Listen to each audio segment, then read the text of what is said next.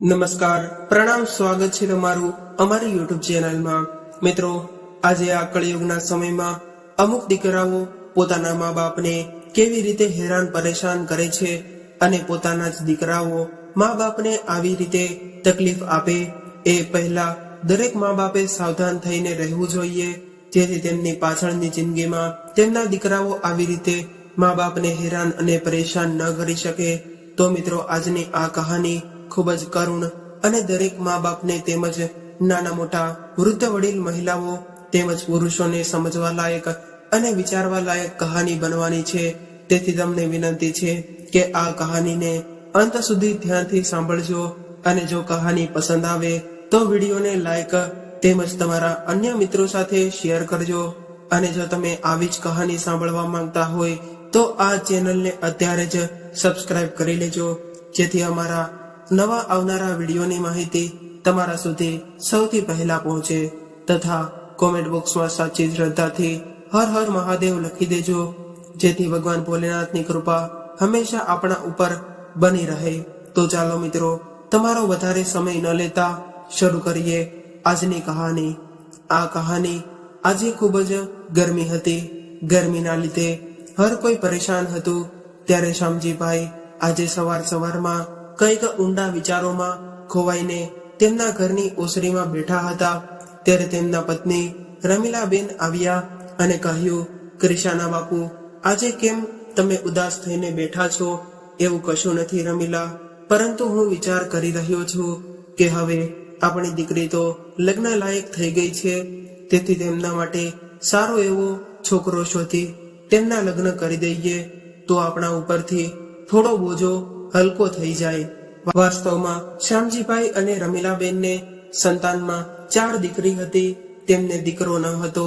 તેમાં 2 મોટી દીકરી ઓના તેમણે લગ્ન કરી દીધા હતા અને હવે પલક અને ક્રિશા પણ લગ્ન લાયક થઈ ગઈ હતી। તેઓએ તેમની દીકરીઓને ખૂબ જ લાડકોડથી ઉછેરી હતી। શ્યામજીભાઈએ તેમના સગા સંબંધીઓમાં તેમની દીકરીઓ માટે સારા અને સંસ્કારી છોકરાઓની શોધખોળ શરૂ કરી દીધી હતી। એમાં એક દિવસ તેમની મોટી દીકરી રિયા અને એક ખૂબ જ સારા અને સમૃદ્ધ પરિવારમાંથી સંબંધ માટે માંગવું આવ્યું। તેઓ ખૂબ જ અમીર લોકો હતા અને તેમને 3 પુત્રો હતા, જેમાંથી સૌથી નાનો પુત્ર માટે આ માંગવું આવ્યું હતું। તેમના મોટા 2 પુત્રો તો પહેલેથી જ પરિણીત હતા અને તેમના ઘરમાં તેમની માં પણ હતી। છોકરો જોયા પછી શ્યામજીભાઈએ તેમની દીકરીને આ સંબંધ વિશે પૂછ્યું તો તેમણે આ સંબંધ માટે હા તો પાડી દીધી હતી, પરંતુ તે થોડા દિવસોથી ખૂબ જ પરેશાન અને કોઈ વિચારમાં ખોવાયેલી રહેતી હતી। તેમના ઘરમાં પહેલેથી જ તે શ્યામજીભાઈનો એવો હાકો હતો કે તેમના ઘરમાં કોઈ પણ કામ તે કહે તેમ જ થતું। તેથી પલકને આ સંબંધ વિશે ના પાડવાની જગ્યા એમ પણ ન હતી, અને જો પલક એના સંબંધ માટે ના પાડી હોત તો શ્યામજીભાઈ એ તેના લગ્ન એ છોકરા સાથે કરાવી દીધા હોત, કારણ કે પહેલા શ્યામજીભાઈ એ તેમની 2 દીકરીઓ સાથે પણ આવું જ બન્યું હતું। પરંતુ હવે પલક હતી જે વધારે પરેશાન રહેતી હતી અને તેમની બહેન ક્રિશા તેમના ઘરમાં સૌથી નાની હતી। તેને પણ તેની બહેનની સૌથી વધારે ચિંતા રહેતી હતી।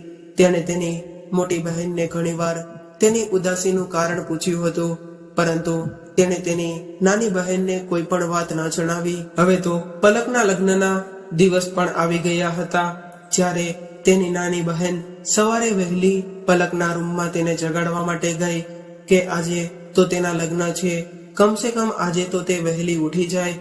પરંતુ ક્રિશા જ્યારે તેના રૂમમાં ગઈ ત્યારે રૂમની અંદરની દ્રશ્ય જોઈને તે આશ્ચર્યચકિત થઈ ગઈ અને જોયું તો તે પથારીમાં હાજર ન હતી અને તેણે પથારીમાં તેનું ઓશીકું એવી રીતે મૂક્યું હતું કે કોઈ પણ ને એવું લાગે કે પલક હજી સુધી સૂઈ રહી છે। તેનો મતલબ એવો કે તે રાત્રે જ તેમના ઘરેથી ક્યાંક ભાગી ગઈ હતી।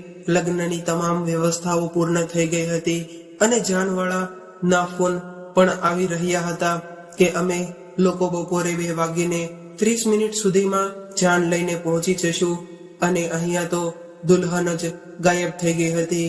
શ્યામજીભાઈની તેમના મહોલ્લામાં ખૂબ જ ઇજ્જત હતી ભગવાને તેમને 4 દીકરીઓ આપી હતી, પરંતુ તેમ છતાં તેમણે પોતાની દીકરીઓ વિશે ક્યારેય એવું નહોતું કહ્યું કે ભગવાને મને માત્ર દીકરીઓ જ આપી છે અને મારે દીકરો નથી.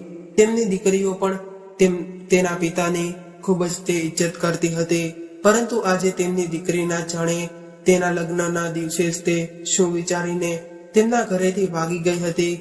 પલકે ઘરેથી જતી વખતે તેના પિતાને એ નામે એક ચિઠ્ઠી લખી હતી કે તેના રૂમમાં તે મૂકી ગઈ હતી. જ્યારે તેની બહેન ક્રિશા તેના રૂમમાં ગઈ ત્યારે તેણે આ ચિઠ્ઠી જોઈ તો તેણે ચિઠ્ઠી ખોલીને જોયું કે તેમાં લખ્યું હતું કે તેણે તેની પોતાની પસંદગીના છોકરા સાથે તેના માતા પિતાને જાણ કર્યા વિના જ તે પહેલેથી જ લગ્ન કરી લીધા હતા અને આજે તે છોકરા સાથે હું જઈ રહી છું.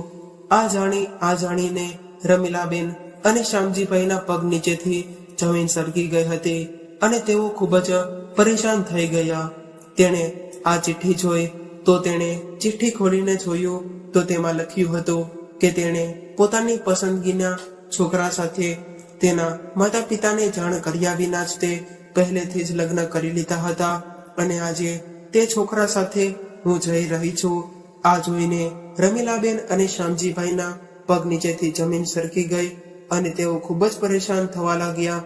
તેમને કંઈ પણ સમજાતું ન હતું કે હવે તેના વેવાઈને શું મોટું બતાવશે. તેઓ તેમના દીકરાની જાણ લઈને પણ નીકળી ગયા છે. ત્યારે શ્યામજીભાઈ અને રમીલાબેને ખૂબ જ વિચાર કરીને તેમની નાની દીકરી ક્રિશાને કહ્યું કે દીકરી ક્રિશા, હવે તું જ અમારી લાજ સાચવી લે અને તું દુલ્હન બનીને તે છોકરા સાથે લગ્ન કરી લે. ત્યારે તેમની દીકરી ક્રિશાએ તેના પિતાને કહ્યું, પિતાજી, જો હું તમારા કહેવાથી આ બલિદાન આપવા માટે તૈયાર પણ થઈ જઈશ તો શું તે છોકરાવાળા આ વાત માટે માની જશે? તે લોકો તો મારી મોટી બહેનને પસંદ કરીને ગયા હતા. ત્યારે શ્યામજીભાઈએ કહ્યું, દીકરી, જે થશે તે જોયું જશે, પરંતુ આ સમયે તું લગ્ન કરવા માટે તૈયાર થઈ જા. ત્યારે તેના પિતાજીના કહેવાથી ક્રિશા જાન આવી એ પહેલા દુલ્હન બનીને બેસી ગઈ હતી. હવે તેના ઘરમાં બધું નોર્મલ હતું અને જાન પણ આવી ગઈ હતી. થોડી વાર પછી રમીલા બહેને છોકરીની માં એટલે કે તેની વેવાઈને બોલાવી પડશે. થોડી વાર પછી રમીલા બહેને છોકરીની માં એટલે કે તેની વેવાઈને બોલાવીને પાડોશના એક ઘરે લઈને તે આવી અને પછી રડતા રડતા તેમણે તેમની વેવાણને તેમની દીકરી વિશે આખી વાત જણાવી અને તેમના પગ પકડીને તેમના પગમાં બેસી ગઈ અને કહેવા લાગી કે વેવાઈ, અમને માફ કરી દો, અમે ખૂબ જ મજબૂર છીએ, તેથી અમારી ઇજ્જત રાખી લો અને અમારી નાની દીકરી ક્રિશા સાથે તમારા પુત્રના લગ્ન કરાવવા માટે માની જાઓ. તો લીલા તોરણે તમારા દીકરાની જાન પાછી જશે તો અમારી ભારે બદનામી થશે. રમીલા બહેનના વેવાઈ ખૂબ જ સારા સ્ત્રી હતા, તેથી તેમણે રમીલાબેનના ખભા ઉપર હાથ મૂક્યો અને કહ્યું કે રમીલાબેન, તમારે કોઈ ચિંતા કરવાની જરૂર નથી. આમાં તમારી કોઈ પણ ભૂલ નથી. તમારી સાથે જે કંઈ પણ થયું છે તે તમારી દીકરીએ કર્યું છે. આમાં તમારો કોઈ વાંક નથી, તેથી તમે ચિંતા ન કરો અને અમે તમારી નાની દીકરી ક્રિશાને મારા દીકરાની વહુ તરીકે સ્વીકાર કરી લઈશું અને હું મારા દીકરાને પણ સમજાવી લઈશ. ત્યાર પછી રમીલાબેનની વેવાણે તે જ ક્ષણે તેમના દીકરાને આખી વાત સમજાવી દીધી અને તેની નાની દીકરી ક્રિશાના લગ્ન થઈ ગયા અને જલ્દીથી વિદાય પણ કરી દીધી, જેથી વધુ સમય ન લાગે અને લોકોને વાતો કરવાનો મોકો ન મળે કે અમારી દીકરી ક્રિશાની વિદાય સમયે તેમના માતા પિતાએ તેમની વેવાણને કહ્યું કે વેવાણ, તમે અમારી ઇજ્જત બચાવી લીધી છે ને તે વેવાઈ, તમે અમારી ઇજ્જત બચાવી લીધી છે ને તેથી અમારી દીકરી હંમેશા તમારી સેવા કરશે. અને ત્યારે ક્રિશાએ પણ કસમ ખાધી કે જે મહિલાએ મારા મા બાપની ઇજ્જત બચાવી છે તેમની સાથે હું હંમેશા સારો વ્યવહાર કરીશ. અને હવે ક્રિશા તેના લગ્ન કરીને તેના સાસરે જતી રહી. ક્રિશાના સાસુ તેમના નાના દીકરાને ખૂબ જ પ્રેમ કરતા હતા. તેમણે ક્રિશાને કહ્યું કે તારે પરેશાન થવાની કોઈ જરૂર નથી. તારી બંને મોટી વહુઓ ખૂબ જ અજીબ છે. હું તેમને પસંદ કરીને લાવી હતી, પરંતુ તેમણે તેમના લગ્નના થોડા સમય પછી પોતાનો સાચો રંગ બતાવી દીધો હતો. તેથી દીકરી, તું તારી બંને જેઠાણીઓની વાતને એક કાનેથી સાંભળીને અને બીજા કાને કાઢી નાખજે. હવે આ તારું પોતાનું ઘર છે. ક્રિશા આજે ખૂબ જ પરેશાન હતી, પોતાના માતા પિતા માટે પણ અને પોતાની બહેન માટે પણ. પરંતુ હવે તેની નવી જિંદગી શરૂ થઈ ગઈ હતી. તે આ લગ્ન માટે બિલકુલ તૈયાર ન હતી અને ક્યાં ખબર હતી કે આજે મારી બહેનની જગ્યાએ મારા લગ્ન થઈ જશે. ક્રિશાને પહેલા તો એવું લાગ્યું કે મારી બહેન તો પોતે તો ભાગી ગઈ અને મને આ આગમાં ફેંકી ગઈ, પરંતુ એવું કંઈ ન હતું. તેની બહેન કમનસીબ હતી કે આટલા સારા ઘરને લાત મારીને જતી રહી અને ચાહે તે ભાંગીને પણ કોઈ પણ મોટા મહેલમાં ગઈ હશે. પરંતુ આ વાત તેમના ઘરના લોકો ક્યારે નહીં ભૂલે કે તે ભાગીને આવી છે. કાલે જો ભગવાન કરે કે તેને એક દીકરી જન્મશે તો તે દીકરીને બધા એવું જ તે કહેશે કે તારી માં પોતાના ઘરેથી ભાગીને આવી હતી. પરંતુ મિત્રો, હાલના સમયમાં પોતાના મા બાપના ઘરેથી ભાગી જવાના કિસ્સા ખૂબ જ બની રહ્યા છે. ભાગીને લગ્ન કરવા વાળી છોકરીઓ આ વિશે વિચારતી પણ નથી કે કાલે મારા બાળકો થશે તો લોકો તેને શું કહેશે કે તે તેની માં પોતાના મા બાપના ઘરેથી ભાગીને આવી હતી, તો ત્યારે તેના બાળકો ઉપર શું વીતશે. જો મારી આટલી વાત છોકરીઓ સમજી જાય કે તો કોઈ પણ છોકરી ભાગીને લગ્ન કરતા પહેલા 100 વાર વિચાર કરશે. ક્રિશાના સાસુ ખૂબ જ સારા હતા. કહેવાય છે ને મિત્રો કે જેના દિલમાં ભગવાનનો ડર હોય છે તે વ્યક્તિ ક્યારેય ખરાબ ન હોઈ શકે. ખરાબ વ્યક્તિ હંમેશા એ જ હોય છે જેના મનમાં કુદરતનો ડર નથી હોતો. ક્રિશાના સાસુ આખો દિવસ પોતાના હાથમાં માળા પકડીને ભગવાનના નામના જાપ કરે અને પૂજા અર્ચના કરતા રહેતા. ખબર નહીં તેમને જોઈને ક્રિશાના હૃદયને થોડી રાહત મળતી હતી. પરંતુ આ ઘરમાં રહેતા રહેતા ક્રિશાએ એક મોટી વાત નોટ કરી લીધી હતી કે તેમની સાસુમાની આ ઘરમાં કોઈ ઇજ્જત નથી.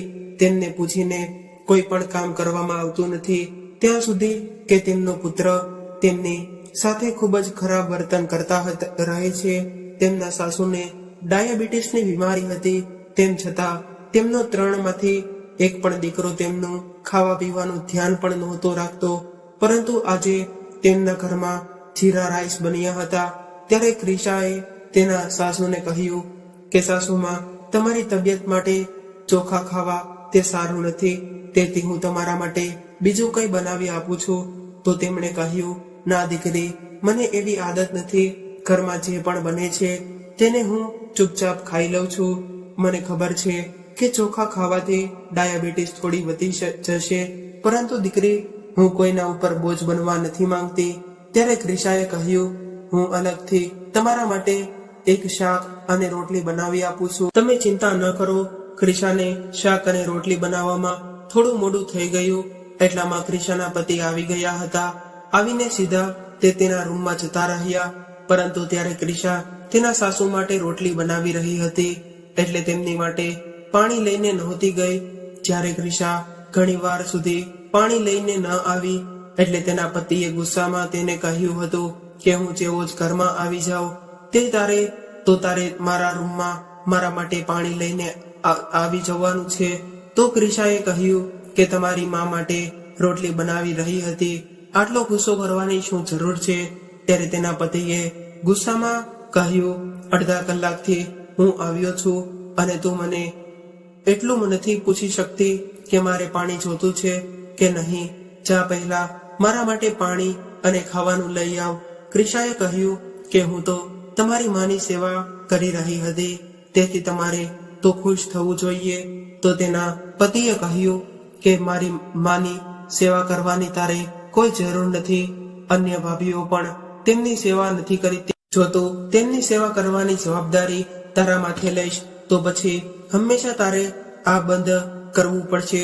તું મારા ભાગનો ટાઈમ મારી માને આપીશ તો હું ખૂબ જ ખુશ નહીં રહું. તો તેના પતિના મોઢેથી તેની પોતાની મા વિશે આવી વાતો સાંભળીને ક્રિશા આશ્ચર્યચકિત થઈ ગઈ અને વિચારવા લાગી કે આ લોકો કેવા છે જેને પોતાની સગી માની પણ કંઈ નથી પડી. આખરે તેમની સેવા કોઈએ પણ કરવાની જ છે. ને ત્યારે તેના પતિએ કહ્યું કે તું મારી માને તડકે છોડી દે, તે પોતે પોતાનું ધ્યાન રાખી લેશે, તેની પાસે ઘણા બધા પૈસા છે. ત્યારે ક્રિશાને આ વાત ખૂબ જ અજીબ લાગી, પરંતુ તેમ છતાં ક્રિશા તેના સાસુની સેવા કરતી હતી, કારણ કે ક્રિશા એ વાત કેમ ભૂલી શકે કે તેમણે તેના માતા પિતા ઉપર આટલું મોટું અહેસાન કર્યું હતું. જો તે સમયે તે તેના માતા પિતાને ના પાડી દેત કે તે તમાશો કરવા તો આજે અમારી ઇજ્જત જરા પણ ન રહી હોત. આ લોકો બીજા શહેરમાં રહેતા હતા, એટલા માટે મારા પરિવારના સભ્યોમાંથી કોઈને પણ ખબર ન હતી કે તે દિવસે મારી બહેનને બદલે હું વિદાય થઈ ગઈ છું. તે એવું જ સમજી રહ્યા હતા કે મારી બહેનની વિદાય થઈ ગઈ છે અને હું મારા પપ્પાના મિત્ર રમેશ અંકલના ઘરે જતી રહી છું. મારા માતા પિતાએ મહોલ્લાવાળાને પણ એવું કહી દીધું હતું કે મારી બહેન અને એનો પતિ વિદેશમાં જતા રહ્યા છે અને મારા લગ્ન મારા પપ્પાના મિત્રના પુત્ર સાથે થઈ ગયા છે. મારા માતા પિતા પોતાની ઇજ્જત બચાવવા માટે અનેક ચોઠાણા બોલતા હતા, કારણ કે જ્યારે સમાજ જવાબ માંગે છે ત્યારે સમાજને જવાબ આપવો જ પડે છે. હવે શિયાળાની ઋતુ આવી ગઈ હતી, તેથી ક્રિશાના સાસુએ બધાને પૈસા આપ્યા અને કહ્યું બધા પોતાના માટે ગરમ કપડાં લઈ આવો. પરંતુ જ્યારે તે ક્રિશાને પૈસા આપવા લાગ્યા ત્યારે ક્રિશાએ તેના સાસુને કહ્યું કે મારે પૈસા નથી જોતા, હમણાં જ તે તો મારા લગ્ન થયા છે, તેથી મારી પાસે ઘણા બધા કપડાં છે. તો મારી એક જેઠાણીએ કહ્યું કે તો પછી તું તારા ભાગના પૈસા પણ મને આપી દે, અને આ સાથે ઉપર તે હસવા લાગી. તો મારા સાસુએ કહ્યું કઈ વાંધો નહીં, તારે ચિંતા કરવાની જરૂર નથી, આ ક્રિશાના પૈસા છે, જ્યારે તેને જોતા હશે ત્યારે તેને મારી પાસેથી લઈ લેશે, તેના પૈસા મારી પાસે સુરક્ષિત રહેશે. આ વાત ઉપર ક્રિશાની જેઠાણીએ કહ્યું તમારી પાસે તો ઘણું બધું પડ્યું છે, પરંતુ ખબર નહીં સુરક્ષિત છે કે નહીં. આટલું કહીને તે પોતાના રૂમમાં જતી રહી. ક્રિશાની બંને જેઠાણી તેના સાસુને છુપાયેલા શબ્દોમાં મેણાટોણા મારતી રહેતી હતી. ત્યારે ક્રિશાએ તેના સાસુને કહ્યું સાસુમાં, તમે શું કામ આ બધાનું સાંભળો છો? તમે તેમને ક્યારે જવાબ કેમ નથી આપતા? તો તેના સાસુએ કહ્યું કે મને જવાબ આપવાની આદત નથી. આ બધાને ભાગ્યશાળી સમજ અથવા તો મારું દુર્ભાગ્ય કે મારા પતિ આમના લગ્ન પહેલા જ તે આ દુનિયા છોડીને જતા રહ્યા, નહીતર તે આ બધાને સીધા કરી દેત. તે ખૂબ જ કડક સ્વભાવના વ્યક્તિ હતા. તેમણે હજુ થોડા મહિના પહેલા જ તે આ દુનિયા છોડી દીધી છે. તેઓ આખી જિંદગી પૈસા કમાવતા રહ્યા. જ્યારે તેમને ઘરે બેસવાનો સમય આવ્યો તો તેમને ઘરે બેસવાનો મોકો જ ન મળ્યો. તેથી તો આ મારા દીકરાઓ આટલા બધા બગડી ગયા છે. હવે તેઓ મારી વાત પણ નથી સાંભળતા, એટલા માટે હું તેમની વાતમાં નથી બોલતી. પરંતુ એક વાત એવી હતી કે ક્રિશાની બંને જેઠાણીને હજી સુધી કોઈ પણ સંતાનનું સુખ નહોતું મળ્યું. તેમના લગ્ન 7 વર્ષ પહેલા થઈ ગયા હતા. હવે ક્રિશા તેના પતિથી છુપાઈને તેના સાસુની સેવા કરતી હતી, જેથી તેમને ખબર ન પડી જાય. પરંતુ એક દિવસ ક્રિશાના પતિ અચાનક ઘરમાં દાખલ થઈ ગયા. ત્યારે ક્રિશા તેના સાસુના પગ દબાવી રહી હતી. તો તેના સાસુએ તેને કહ્યું કે દીકરી, તું તુરંત જ તારા રૂમમાં જતી રહે, નહીતર મારો દીકરો તને ઠપકો આપશે. ક્રિશા પણ એવું જ વિચારતી હતી કે આજે મને મારા પતિ જરૂર ઠપકો આપશે. ક્રિશા જ્યારે તેના રૂમમાં ગઈ ત્યારે તેના પતિએ કહ્યું કે તું જોવામાં તો એટલી ચાલાક નથી લાગતી, પરંતુ તું ખૂબ જ વધારે ચાલાક છો. તો ક્રિશાએ કહ્યું કે શું કહેવાનો મતલબ છે તમારો? મને કંઈ સમજાયું નહીં. તો તેમણે કહ્યું કે તું મારી માની સેવા એટલા માટે કરી રહી છે કારણ કે તને પણ ખબર પડી ગઈ છે કે એટલી બધી મિલકતની માલિક છે અને તે ટૂંક સમયમાં જ તે વસિયતનામું લખાવવાની છે. આ સાંભળીને ક્રિશા આશ્ચર્યચકિત થઈ ગઈ અને આ વાત ઉપર ક્રિશાએ તેના પતિને કહ્યું કે એવી કોઈ વાત નથી. તમને ખબર છે કે તેમણે અમારી ઉપર એટલું મોટું અહેસાન કર્યું છે? તો તેના પતિએ કહ્યું કે એમાં તારો કોઈ વાંક નથી, વાંક તો તારી મોટી બહેનનો છે. અને ભોગવી તો રહી છે, ત્યારે ક્રિશાએ તેના પતિની આ વાત ઉપર આભાર માન્યો કે ચાલો મારો કોઈ વાંક નથી, મારા પતિ આ વાતને તો માને છે. મને એવું લાગતું હતું કે દરેક વાત માટે મને જ તે દોષી ઠેરવવામાં આવશે. મારી બહેનનો તો ના કોઈ ફોન આવ્યો કે ના કોઈ પણ રીતે મારો સંપર્ક કર્યો, કે તે તો એવી જ રીતે જતી રહી છે કે ફરી તે ક્યારેય પાછી ન આવે.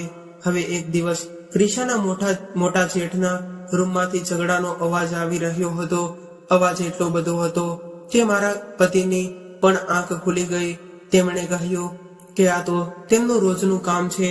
બીજા દિવસે ત્રણેય ભાઈઓ એક સાથે બેઠા હતા અને ક્રિશાને ચા બનાવવાનું કહ્યું. ત્યારે ક્રિશા ચા બનાવીને લઈ ગઈ.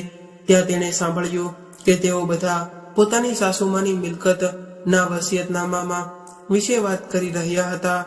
સાંજે તેઓ બધા ક્રિશાના સાસુના રૂમમાં ગયા અને તેમની સાથે દલીલ કરવા લાગ્યા. ત્યારે ક્રિશાને તો એવું લાગતું હતું કે તેમના દીકરાઓ હમણાં જ તે તેમની માને મારી નાખશે. ત્યારે તેની માં કળગળી રહી હતી કે મારે હજુ મરવાની ઘણી વાર છે, તો આટલી જલ્દી વસિયત લખીને મારે ક્યાં જવું? તમને લોકોને શરમ નથી આવતી? આવી કે વાત કરી કે બધું જ તે તમારું છે. અને ક્રિશાની જેઠાણીઓ પણ તેમની સાસુને એવું જ કહી રહી હતી કે તમે તમારા જીવન જીવતા જ તે અમને અમારો હિસ્સો લખીને આપી દો, નહીંતર પાછળથી ઘણી બધી સમસ્યાઓ ઊભી થશે અને અત્યારે તો તમારી સહી કર્યા પહેલા બધું બરાબર થઈ જશે, બાદમાં અનેક પ્રકારના પ્રશ્નો ઊભા થાય છે. જો મારા સસરા હોત તો અત્યાર સુધીમાં આ બધું કરી લીધું હોત. ત્યારે તેની સાસુએ કહ્યું કે જો તમારા સસરા હોત તો અત્યારે તમારા બધાના મોઢા ઉપર થપ્પડ મારી દીધી હોત અને કહ્યું હોત કે તમારી માં જીવતી છે અને તમને બધાને મિલકતની પડી છે. હું ઘરનો તમામ ખર્ચ ઉપાડી રહી છું અને ઘર ચલાવી રહી છું. તમારી પત્નીઓના શિયાળા ઉનાળાના કપડાં લાવી આપું છું. ઘરમાં રાશન મારા પૈસાથી આવે છે.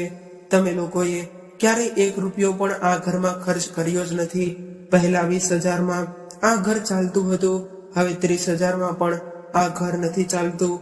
ક્રિશાના સાસુ કોઈ અભણ સ્ત્રી ન હતા. તેઓ ભણેલા ગણેલા અને મેટ્રિક પાસ થયા હતા. તેમણે તેમના દીકરાઓને આ વાત સીધી કહી દીધી કે તેમના દીકરાઓ ચૂપ થઈ ગયા. જ્યારે ક્રિશા આ બાબતને કંઈ પણ બોલવા લાગી તો તેમના પતિએ કહ્યું કે આમાં તારે વધારે બોલવાની કોઈ જરૂર નથી. બીજા ભાઈઓની પત્નીઓને જો પાછળથી તેમનો સાથ આપે છે અને તું તારી માની નોકરાણી બનીને બેઠી રહી છો. મને તો એવું લાગે છે કે કદાચ તારી બહેન તારા કરતા વધારે સમજદાર હતી. અમે આ જ વાતને લઈને એકબીજા સાથે દલીલો કરતા રહ્યા. હવે આ ઘરમાં ધીમે ધીમે ઝઘડાઓ વધવા લાગ્યા હતા. આ લોકોએ જાણે જોઈને પોતાની માને હેરાન કરવાનું શરૂ કરી દીધું હતું, જેથી તે કંટાળીને પોતે જ તેની મિલકત તેના પુત્રોના નામે ટ્રાન્સફર કરી દે. ઘરમાં ફરીથી ઝઘડા થવા લાગ્યા. ત્યારે ક્રિશાના સાસુએ કહ્યું કે જ્યાં સુધી હું જીવતી છું ત્યાં સુધી આ વસ્તુ ક્યારેય નહીં થાય. મારા મનમાં તો એમ થાય છે કે તમને લોકોને કંઈ પણ નથી આપવું. તમે લોકો આ મિલકતના લાયક. બધી મિલકત મારા પતિએ વસાવી છે, તમે લોકોએ નથી વસાવી. તમને લોકોને રહેવા માટે ઘર મળી રહ્યું છે, ખાવાનું મળી રહ્યું છે, એ જ તમારા માટે કાફી છે. આમાં જ તે ખુશ રહો. ક્રિશાના સાસુએ તો તેમના દીકરાઓને ત્યાં સુધી કહી દીધું હતું કે મને તો મન થાય છે કે આ બધી મિલકત હું કોઈ અનાથ આશ્રમના નામે કરીને જતી રહું. રોજ રોજના ઝઘડાથી તેના સાસુ પણ ખૂબ જ વધારે પરેશાન રહેતા હતા. એક દિવસ તે વિચારી રહ્યા હતા કે એક માતા કેટલી તકલીફો વેઠીને પોતાના બાળકોને જન્મ આપે છે, તે પછી પણ કેટલી તકલીફ ઉઠાવે છે. જ્યાં સુધી જીવતી રહે છે ત્યાં સુધી તેમના બાળકો વિશે વિચારતી રહે છે. હું 3 દીકરાઓની માં છું, પરંતુ આજે મને આ વાત ઉપર પસ્તાવો થઈ. અને બીજી બાજુ તેના દીકરાઓએ પ્લાન બનાવી લીધો હતો કે દસ્તાવેજ બનાવી લઈએ, તેની ઉપર માની સહીના બદલે અંગૂઠો લગાવી દઈએ. તેમને ખબર પણ નહીં પડે, જબરદસ્તી અંગૂઠો લગાવી જ લઈશું. પરંતુ તેમના દીકરાઓની આ વાત તેની માતાએ સાંભળી લીધી હતી અને ત્યારે પોતાના દીકરાઓએ એટલું બધું સંભળાવ્યું હતું કે રડી રડીને તેઓ બેહોશ પણ થઈ ગયા હતા. તેમણે કહ્યું કે મારા બાળકો હવે એટલી હદે પહોંચી ગયા છે કે હવે તે કોઈ પણ હદ વટાવી શકે છે. તેમની પત્નીઓ રાત દિવસ તેમના દિમાગ ખરાબ કરે છે. ક્રિશાનો પતિ પણ તેમની ભાભીની જ તે વાત સાંભળતા રહે છે. ક્રિશાના સાસુએ ક્યારેય પણ કોઈ પણ વહુ સાથે ખરાબ વર્તન નહોતું કર્યું, તેમના વિશે કોઈ પણ ખરાબ વાત નહોતી કહી, તેમ છતાં પણ તે બધી તેમની કટ્ટર દુશ્મન બનેલી હતી. આ વિચારીને તેમને ખૂબ જ ખરાબ લાગતું હતું. એક રાત્રે તેમના ઘરમાં ખૂબ જ મોટો ઝઘડો થયો હતો. બધાએ પોતપોતાની હદ પાર કરી લીધી હતી. આજે ત્રણેય પુત્રોએ પોતાની મા ઉપર હાથ ઉપાડ્યો હતો અને તેમના પુત્રોએ તેમની માને આજે એટલી મારી હતી કે તેમની તબિયત ખરાબ થઈ ગઈ હતી. ક્રિશા જ્યારે તેમની તબિયત પૂછવા ગઈ તો તેમણે તેમનો રૂમને અંદરથી બંધ કરી દીધો હતો. ક્રિશાને લાગ્યું કે કદાચ તે ખૂબ જ પરેશાન છે, તેથી તેને તેમને તકલીફ આપવાનું યોગ્ય ન માન્યું. તેથી તે તેના રૂમમાં આવીને સૂઈ ગઈ. જ્યારથી તેના સાસુને ખબર પડી હતી કે તેમના દીકરાઓ આ હદ સુધી પહોંચી ગયા છે, ત્યારથી તેઓ ખૂબ જ વધારે ઉદાસ રહેતા હતા અને ક્રિશા સિવાય કોઈના ઉપર પણ તે ભરોસો નહોતા કરતા. એક દિવસ ક્રિશાના પતિએ કહ્યું કે માં તારી ઉપર ભરોસો કરે છે અને અમારા હાથનું પાણી પણ તે નથી પીતી, એટલે તું તેમને કોઈ પણ રીતે બેહોશીની દવા આપી દે, જેથી અમે તેનો અંગૂઠો લગાવી શકીએ. તો ક્રિશાએ કહ્યું કે હું એવું બિલકુલ પણ નહીં કરું. તો તેના પતિએ તેને કહ્યું કે આમાં તારો જ તે ફાયદો, મારી પાસે સંપત્તિ આવશે તો તને પણ મળશે. બીજા ભાઈઓની પત્નીઓને જો કેટલી સમજદાર છે, બસ મારું જ તે નસીબ ફૂટેલું છે કે તું મને મળી ગઈ. બસ કર હવે આ સારું બનવાનો દેખાડો કરીને તને કંઈ પણ નહીં મળે. તે સાસુ તે તારી સાસુ છે અને સાસુ વહુ વચ્ચે ક્યારેય મિત્રતા ન થઈ શકે. ક્રિશાના પતિએ તેને શરૂઆતમાં ખૂબ જ પ્રેમથી સમજાવ્યું, પરંતુ તેણે સ્પષ્ટ ના પાડી દીધી હતી. તો પછી તેણે ક્રિશાને સંભળાવવાનું શરૂ કરી દીધું કે હું તને છૂટાછેડા આપી દઈશ.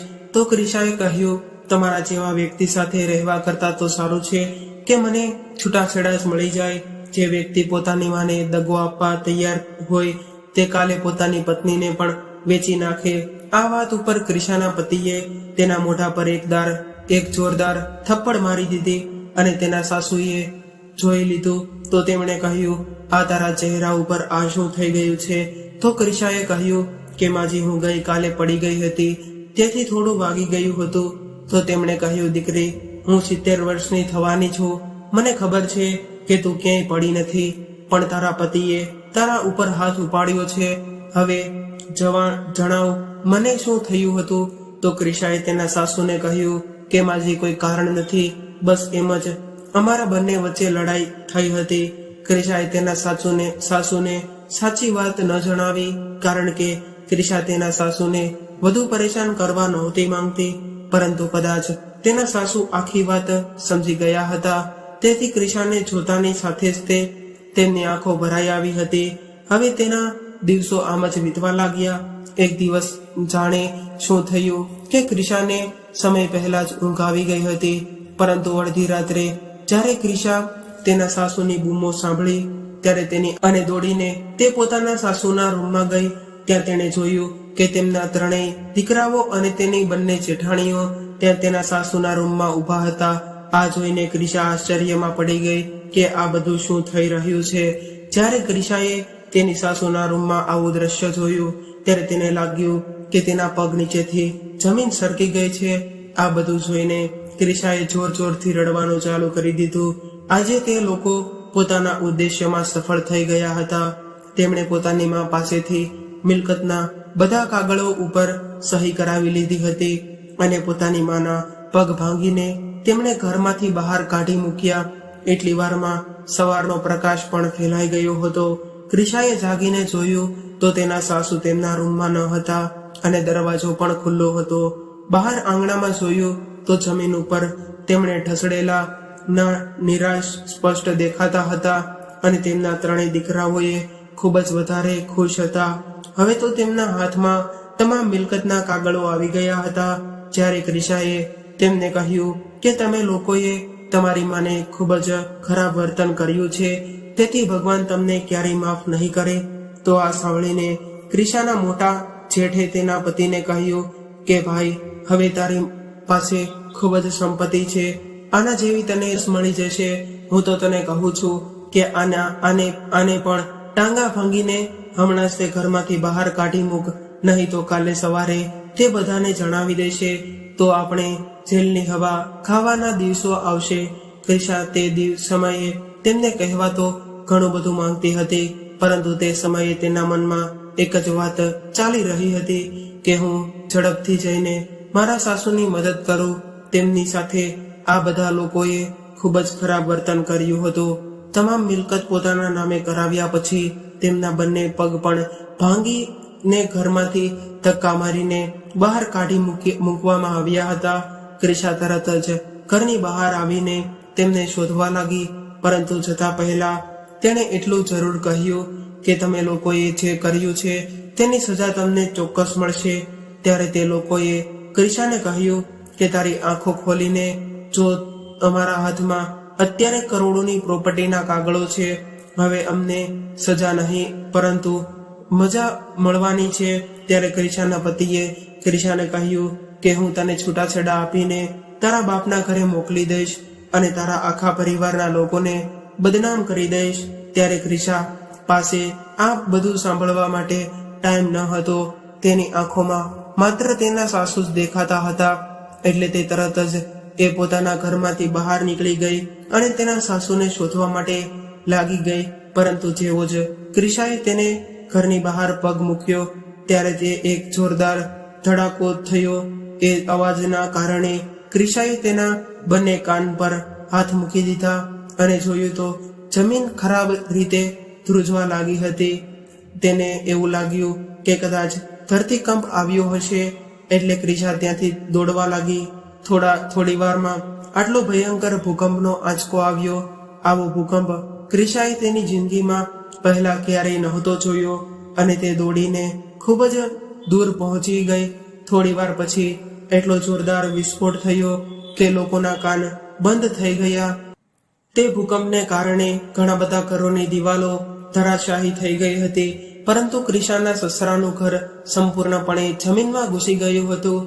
ત્યારે ક્રિશાએ આ દ્રશ્ય જોયું તો તે આશ્ચર્યચકિત થઈ ગઈ કે તે પછી તેની નજર આકાશ તરફ ગઈ અને તેના બંને હાથ જોડીને ભગવાનને પ્રાર્થના કરવા લાગી અને વિચારવા લાગી કે શું આ લોકોને આજ સજા મળવાની હતી. કારણ કે ઘરને જોઈને તો એવું લાગી રહ્યું હતું કે કોઈ પણ જીવતું નહીં બચ્યું હોય. કદાચ ક્રિશાનું જીવન લખાયેલું હતું, તેથી તે તેમના ઘરમાંથી એ બહાર નીકળી ગઈ હતી અને પછી તેણે તેના સાસુને શોધી લીધા અને તેમણે એક સારી હોસ્પિટલમાં લઈ જઈ સારવાર કરાવી. થોડા દિવસો પછી તેના સાસુને ખબર પડી ગઈ કે તેમના બંને મોટા પુત્રો આ દુનિયા છોડીને જતા રહ્યા છે અને નાના પુત્રના બંને પગ ભાંગી ગયા છે. તે જીવતો હતો પરંતુ કશું બોલતો ન હતો. જ્યારે ક્રિશાએ તેના સાસુને આ સમાચાર સંભળાવ્યા તો તેઓ ચૂપ થઈ ગયા. ત્યારે ક્રિશાને એવું લાગ્યું હતું કે કાં તો તેના સાસુ આઘાતમાં છે અથવા તો તે કંઈ પણ સમજી શકતા ન હતા. ત્યાર પછી 3 મહિનાની બીમારી પછી ક્રિશાના સાસુ બિલકુલ સાજા થઈ ગયા હતા. પરંતુ ત્યાં સુધીમાં તો ક્રિશાના પતિએ પણ આ દુનિયા છોડી દીધી હતી, કારણ કે તેમની હાલત ખૂબ જ ખરાબ હતી. હવે ક્રિશા તેના સાસુ સાથે તેમના બીજા એક ઘરમાં રહેતી હતી. તે મકાન અગાઉ તેમણે ભાડે આપેલું હતું અને ક્રિશા તેના સાસુને એકલતાના મૂકી શકી અને તેમ નહોતી. ત્યારે ક્રિશાના પતિ માતા પિતાએ પણ તેમને કહ્યું હતું કે તમે બંને અહીંયા રહેવા માટે આવી જાઓ, પરંતુ ક્રિશાના સાસુએ કહ્યું કે હવે તે અહીં જ રહેશે. તેમના પુત્રોએ લાલચની હદ વટાવી દીધી હતી, પરંતુ તેમને તરત જ ભગવાનના ઘરની સજા મળી ગઈ અને ભગવાને તેમને બતાવી દીધું હતું કે જ્યારે કોઈ પણ વ્યક્તિ દ્વારા પોતાની માતાનું દિલ દુખાવવામાં આવે છે તો તે સજા આપવામાં બિલકુલ વિલંબ નથી કરતા. તો દોસ્તો, આ કહાની તમને કેવી લાગી તે કોમેન્ટ કરીને જરૂર જણાવજો અને કહાની પસંદ આવી હોય તો પ્લીઝ વિડીયોને લાઈક અને તમારા અન્ય મિત્રો સાથે શેર કરજો. તેમજ આ ચેનલ પર નવા હોય તો ચેનલને સબસ્ક્રાઇબ જરૂરથી કરી લેજો અને હા, નોટિફિકેશન બેલને જરૂરથી દબાવી દેજો, જેથી અમારા નવા આવનારા વિડીયોની અપડેટ સૌથી પહેલા તમને મળે. તો ચાલો મિત્રો, હવે ફરી મળીશું એક નવી કહાની સાથે.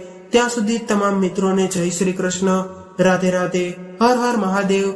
આ કહાનીને પૂરેપૂરી સાંભળવા માટે તમારો ખૂબ ખૂબ આભાર.